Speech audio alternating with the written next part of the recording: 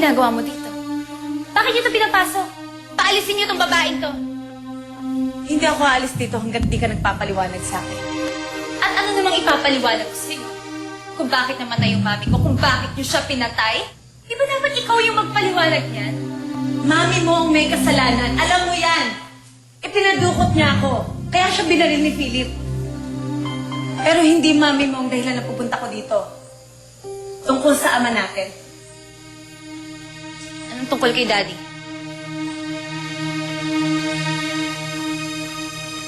Sino ang nagpapatay kay Itay? Tinatanong mo pa. Pa ikaw? Alam mong wala akong kasalanan. Alam mong isang lalaki ang pumatay sa kanya. Nagulat ka? Hindi mo akalain na alam ko na ngayon na isang lalaki ang pumatay kay Itay? Izzy, totoo ba yun? Naniniwala ka? Iimbento lang yung babae. Hindi ako nag-iimbento. Yan ang ebidensya ko. Yan ang kopya ng report ng polis na nagsasabing wala akong kasalanan. Alam kong alam mo yan.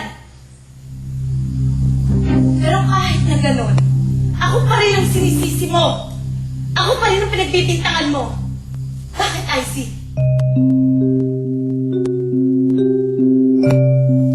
Jolene, Oh, nakakagulat ka naman, Edgar. Alam mo bang iniisip pa lang kita ngayon? Ang galing, no? Iniisip pa lang kita, tapos dumating ka na. Talagang sink na sink yung isip ko sa'yo.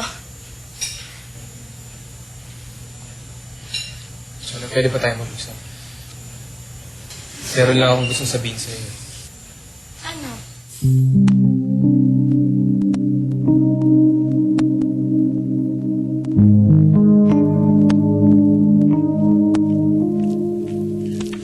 Michelle? Michelle, anak? Michelle? Nay, Pagpasensyaan mo na ako sa nangyari kagabi, ha? Sorry kung nasaktan kita. Nabigla lang ako, eh. hayaan niyo naman yun, Nay. Kalimutan niyo na lang ako. Naintindihan ko naman po kayo, eh. Pero sana, Inay, intindihin niyo rin ho kung ano nararamdaman ko. Naiintindihan ko na ngayon, anak. Kung talagang hindi pa si Harry ang mahal mo, eh. Tanggap ko na yun. Talaga, Inay? Oo. Kaya lang, kung si Edgar talaga ang mahal mo, di ba meron na siyang girlfriend? Opo, pero nag-usap na po kami, Inay, at nagkaintindihan na po kami. Ano ibig mo sabihin? Nangako po siya sa akin na hiwalayan na niya yung girlfriend niya para maging maayos na ho yung sa amin dalawa. Talaga, anak? Naku, ang ganda naman ng balita na yan. Naku, si Edgar pa rin. Mayaman pa rin, anak, ang nakatuluyan mo. Hindi naman eh. Una, sige na, anak ko, una. Sige na, hindi na ako mag-iisip ng pera. Pero alam mo, anak, masaya-masaya ako para sa'yo. Kasi alam ko namang yan ang gusto mo, eh. Salamat po, Inay. Pero siyempre ako pera mo. Eh, hindi naman. Ikaw naman, biro lang. Biro lang ang nanay, eh. Ano ba yung sasabihin mo at masyado mo naman ako pinapakaba? Jolene, ayoko saktan ka. Hindi ko gustong saktan ka. Alam ko. Di ba nga nangako ka? Kaya hindi ko iniisip na sasaktan mo ako. Unless na lang kung makikipag-break ka, masasaktan talaga ako. Pero alam ko naman hindi mo gagawin yun kasi kakaon pa lang natin. Saka kung makikipag-break ka, hindi ko talaga kakayanin. Masasaktan talaga ako. Ngayon pa lang nga na iniisip ko na mawawala ka, gusto ko nang himatayin. Kasi ayoko mawala ka sa akin ngayon. Teka, ano ba't may iniisip ko? Pasensya na, napapanin lang ako. Teka, ano yung sasabihin mo?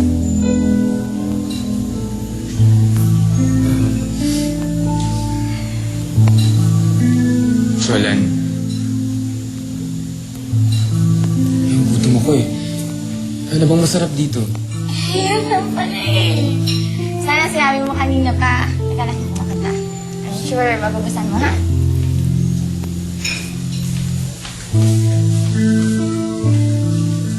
Hindi ko alam ang pinagsasasabi mo, Rochelle. Mali ko ba kung gawa-gawa mo lang to para makatakas ka sa nangyari kay Dad? Wala akong kasalanan. At kaya kong patunayan yan. Kung gusto mo, pumunta tayo ng presinto. Para magkaalaman ng totoo. Wala akong panahon sa kalokohan mo. Umalis ka. Hindi ako aalis dito hanggat hindi mo ako sinasagot. Bakit ako ang pinalabas mong pumatay kay Itay? Gayong alam mo na wala akong kasalanan. Hindi ko sasagutin. Kaya gigil na gigil kayo ng mami mo na papirmahin ako para isuko sa inyong pamana ni Itay? Dahil alam niyong oras na malaman kong totoo, hindi niyo na makukuha ang mana ko. Tama na! Kanina ka pa. Nabubwisit na ako sa'yo. Dapat ikaw ang sa bahay na to. Kaman mo ko! Hindi ako alis dito dahil bahay ito ni Itay! Ako ang tagapagmana niya. Kaya ako ang mas may karapatan na tumira dito kaysa sa'yo. Ganon? Ang kapal naman ang mukha mo. Ano, ako yung aalis dito? Ano ang tama? Ikaw ang umalis dito. Hindi ako maalis. Umalis ka! Ikaw ang umalis! Umalis ka! Ikaw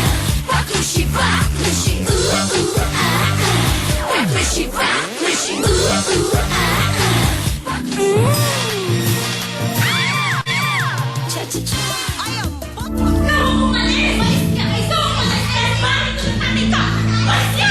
Alas! I see! Umalis! Ah!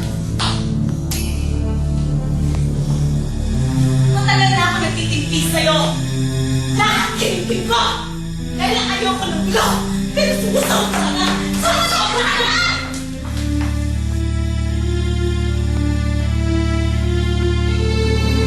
Sige! Mag-away kayo! Di ba yan ang gusto nyo? Ang magpatayan kayo? Sige! Kalimutan nyo na magkapatid kayo. At kalimutan nyo na iisang ama nyo. Sa palagay nyo, buhay si Tito Robert? Masaya siyang nakikita nagkakaganito ang mga anak niya? Sige!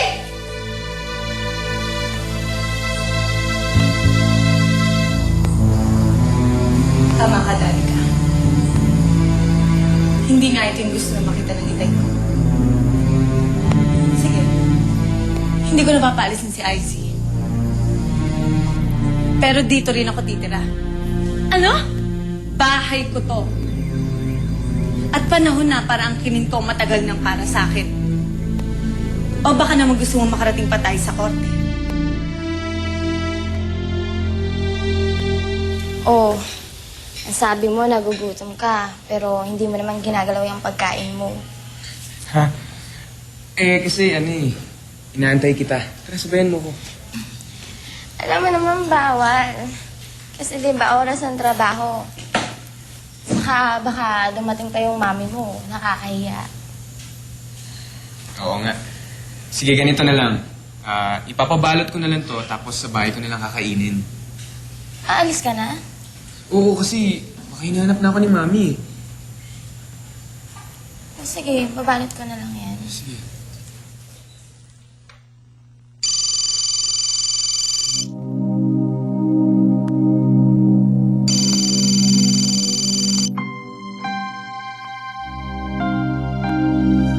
Oh, bakit hindi mo sinasagot? Sino ba yan? Wala. Hindi ko kilala eh. Sige, pabalot mo na para makauwi na ako.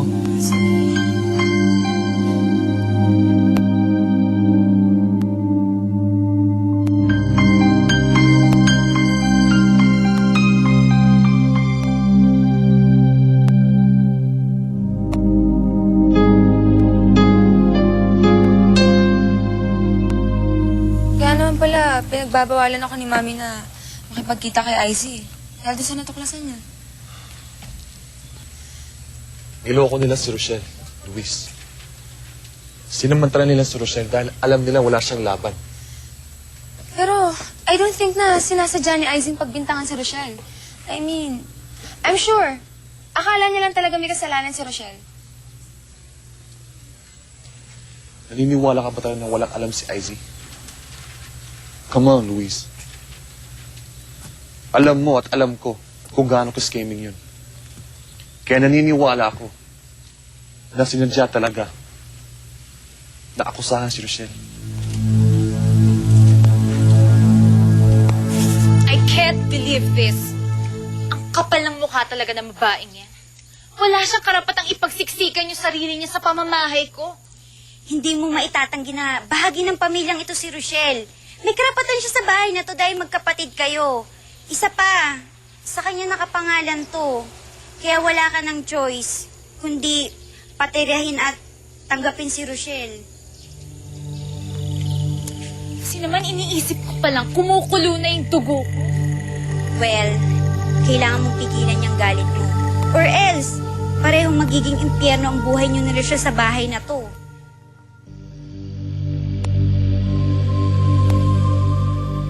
Oh, saan ka pupunta? Ba't may dala kang bag? Ilipat na ako ng bahay. Talaga, saan? Sa totoo kong bahay. Dun sa bahay na tinitira ni Izzy. Ano? Titira ka dun eh, di ba? Galit sa'yo yung half-sister mo. Ba't ka titira dun? Dahil panahon na para ang kining ko ang karapatan ko. Tagal kong nagtiis. Ang tagal kong nagparaya. Pero ngayon, lalaban na ako. Buti, pumayag si Icy. Hindi naman talaga siya pumayag. Pero wala naman siya magagawa sa desisyon ko eh. Dahil bahay ko rin ang bahay na yun. Kaya mo bang tumira sa isang bubong na nag-aaway kayo? Kaya mo bang makisama sa isang taong galit na galit sa'yo? Alam ko mahirap. Pero kailangan kong gawin. Kailangan. Bakit? Dahil gusto kong bigyan ng hustisya ang pagkamatay ni Itay. Gusto ko malaman kung sino pumatay sa kanya.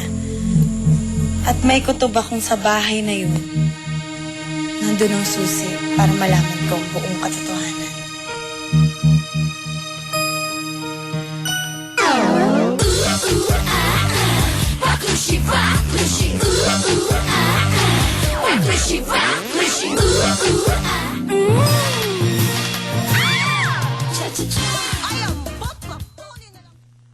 Kapalit ng kaligayahan mo yung kamatayan ko, di ba?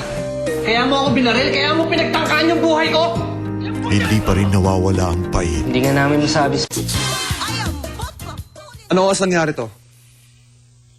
Anong oras siya umalis? Bakit hindi mo siya sinamahan? Kahit na.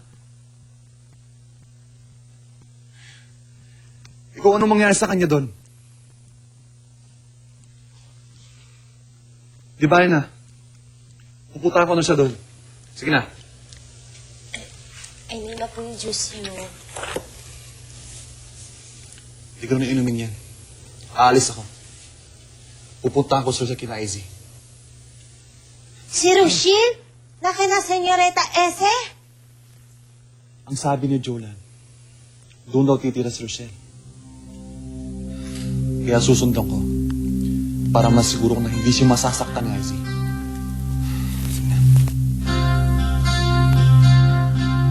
Ay, nako! Yung Rochelle talagang yung loka-loka na. Nababaliw na ata eh. Hindi nyo man lang naisip na baka pwede siyang saktan ni Senyoreta Ese? Si Izzy. Baka nasa kwarto niya natutulog na.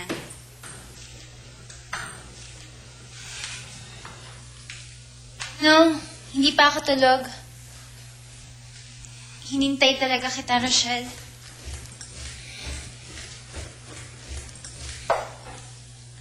Alam ko, nasaktan ka sa naging trato ko sa'yo. I hope you can forgive me. Hindi mo naman ako masisisi kasi nabigla din ako sa desisyon mo eh. I I never thought nagugustuhin mo palang tumira dito with me. Hindi ko naman inaasahan na maluwag ang pagtanggap mo sa akin. Pero nag-isip-isip na ako. Na-realize ko na pareho lang tayong mahihirapan kung hindi natin sisikaping pakibagayan ng isa't isa. Kaya for our mutual benefit, ako na yung malapit at magpapakumbaba. Rochelle, I'm willing to work it out between us. Magkasundo lang tayo.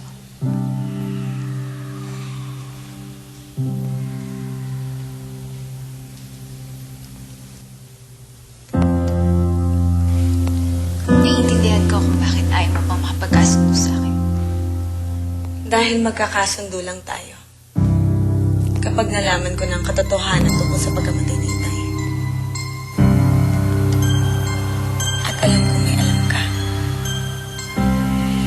Kaya hanggat hindi mo sinasabi sa akin ang impormasyong makakatulong sa paglutas ng kaso ni Itay, hindi ako makikipagkasundo sa'yo.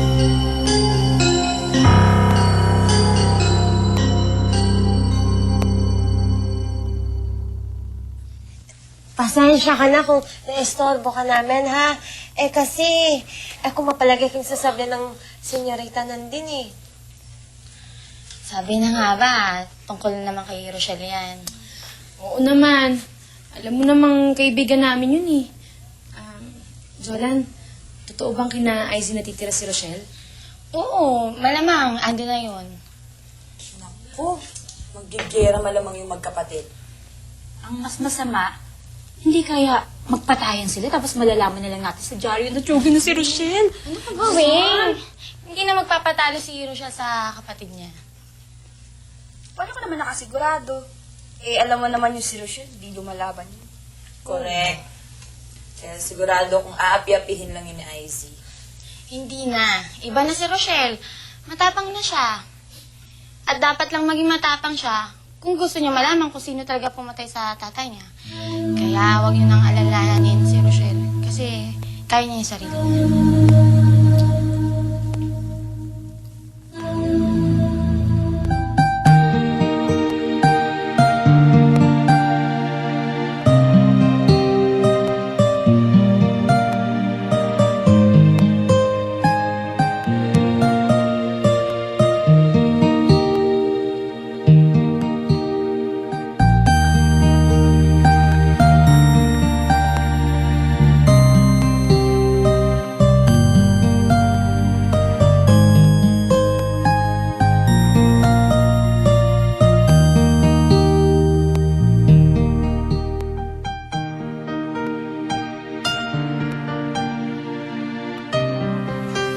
Ay, nandito na ulit ako sa bahay niyo.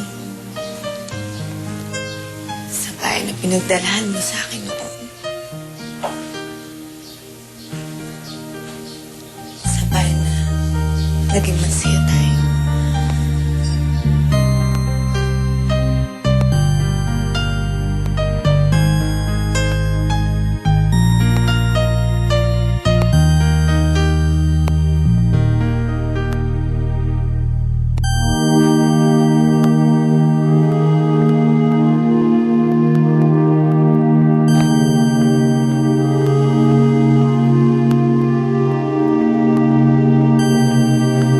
Sa bahay na kinumatayan niyo.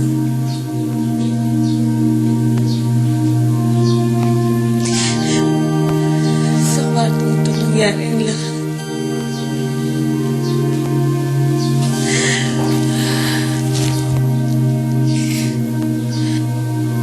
Nandito ko, Tay. Para tuparin ko yung pangako ko sa inyo. Nandito ko para hanapin yung katotohanan. At hindi ako alis dito. Hanggat hindi ko yun nalalaman. Paano kaya niya nalaman yung impormasyon tungkol sa pagkamatay ni Daddy? Sino kaya nagsabi sa kanya? So all the while, alam mong hindi talaga si Rochelle ang pumatay sa ama niyo? Oo. Pero bakit siya ang hinahabol niyo noon? Bakit siya ang gusto niyong mananggot sa pagkamatay ng ama niyo?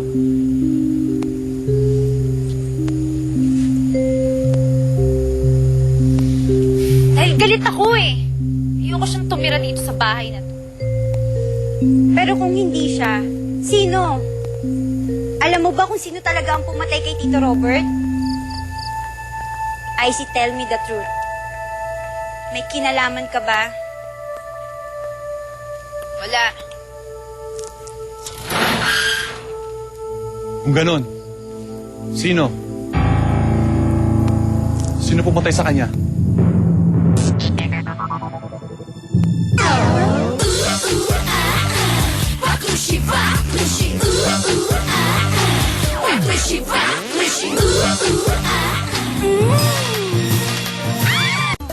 Go ahead, Rizzy.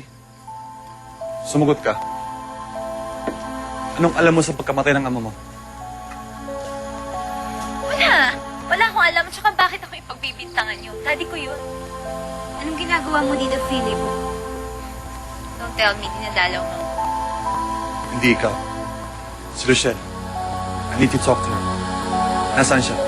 Sandali, tatawagin ko siya. No need, Daddy ka. Kasi aalis na si Philip eh. Ano? Gabi na. Nagpapahinga na si Rochelle. Besides, hindi na rin kami tumatanggap ng bisita sa ganitong oras. Babay ko lang ako. Pero ito, tatandaan mo, Isaac. Huwag na huwag ka magtataka ng masama kay Rochelle. At, huwag na huwag kong mababalita na sinaktan mo siya. Dahil ako makakalaban mo.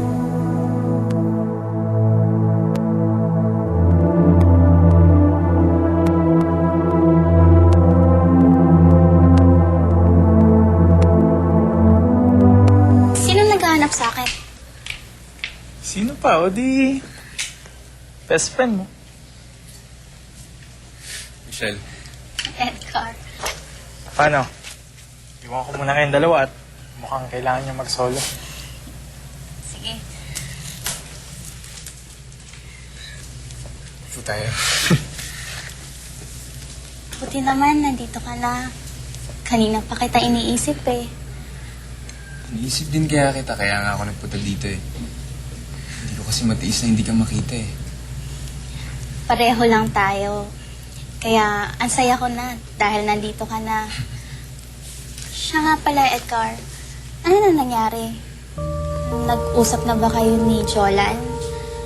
Nasabi mo na ba sa kanya yung tungkol sa ating dalawa? Nagkita kami, pero hindi ko pa nasasabi yung tungkol sa atin eh. Pero bakit?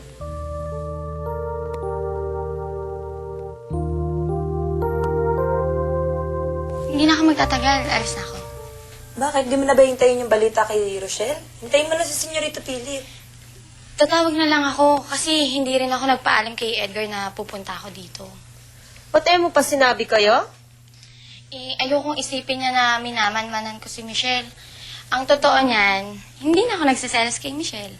Masaya na kasi ko at secure sa pagmamahal ni Edgar. Mabuti naman. Natutuwa kami kasi okay naman pala kayo. Sige, paano? Alis na ako. Hatid ka na namin. Gusto mo? Hindi, wag na.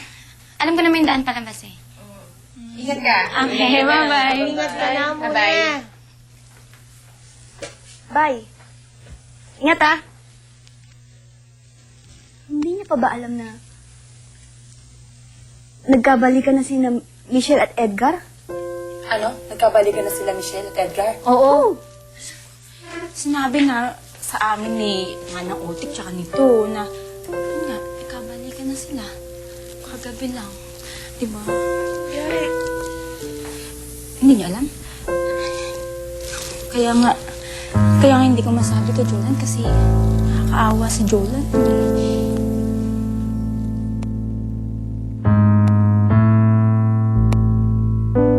Okay ka lang ba, Rochelle? Oo. Okay lang ako. Good. Pero, kung ano man ang maitutulong ko para mapaayos ang lagay mo dito, magsabi ka lang ah. Salamat Hindi ko inaasahan na okay yung pagtanggap mo sa akin. Kaibigan ka ni IC, pero... I know. Ang totoo niyan, nagbago ang tingin ko sa'yo mula nung nalaman ko na wala ka naman palang kinalaman sa pagpatay kay Tito Robert. Gusto ko rin humingi ng sorry sa naging trato ko sa'yo noon. Wala na sa akin yun. Huwag mo alalahanin yun. Masaya na ako na kahit pa paano nagkasundo tayo. Basta, if you need anything, tawagan mo lang ako ah. Bakit? Alis ka ba? Oo, uuwi muna ako. Pero babalik din agad ako. So, ikaw nang bahala rito. After all, this is your house. Sanay ka na ulit. Sige ah. Salamat.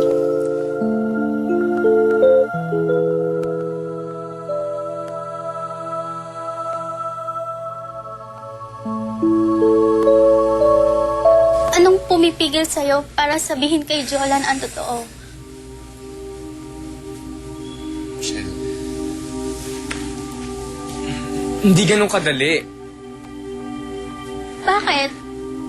May pagtingin ka na ba kay Jolan? Mahal mo na ba siya? Hindi ko siya mahal, Michelle. Ikaw lang ang mahal ko. Pero, bakit hindi mo pa sabihin sa kanya yung totoo? Bakit hindi ka pa makipaghiwalay sa kanya?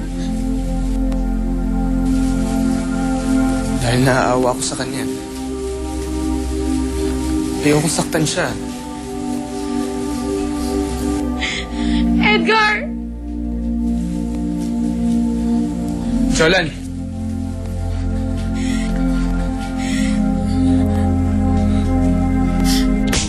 Manloloko ka?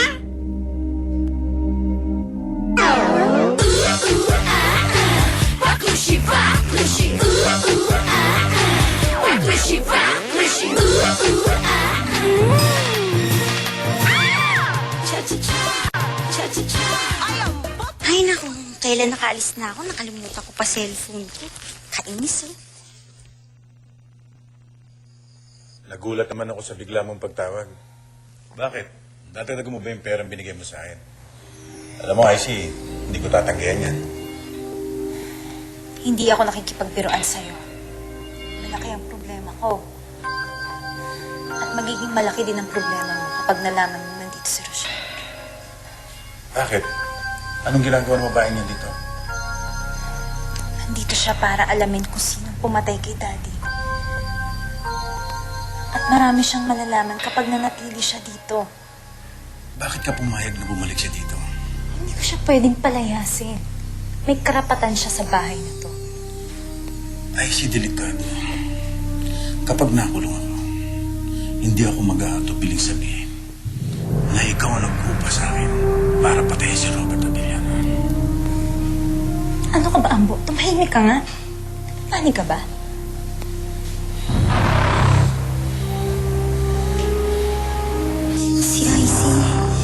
Si IC ang utak sa pagpatay sa daddy niya. Diyos ko. Mga kwentong puno ng inspirasyon ang inihatid sa inyo ng Daisy 7.